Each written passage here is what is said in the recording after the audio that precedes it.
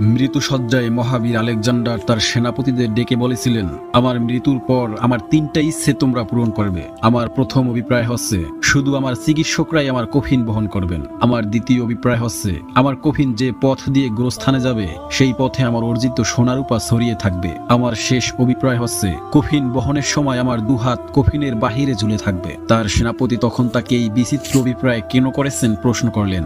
দীর্ঘশ্বাস গ্রহণ করে আলেকজান্ডার বললেন, আমি দুনিয়ার সামনে 3টা শিক্ষা রেখে যেতে চাই। আমার চিকিৎসকদের কফিন বহন করতে এই কারণে বলেছি যাতে লোকে অনুধাবন করতে পারে যে চিকিৎসকেরা কোনো মানুষকেই সারিয়ে তুলতে পারে না, তারা ক্ষমতাহীন আর মৃত্যুর থাবা থেকে রক্ষা করতে অক্ষম।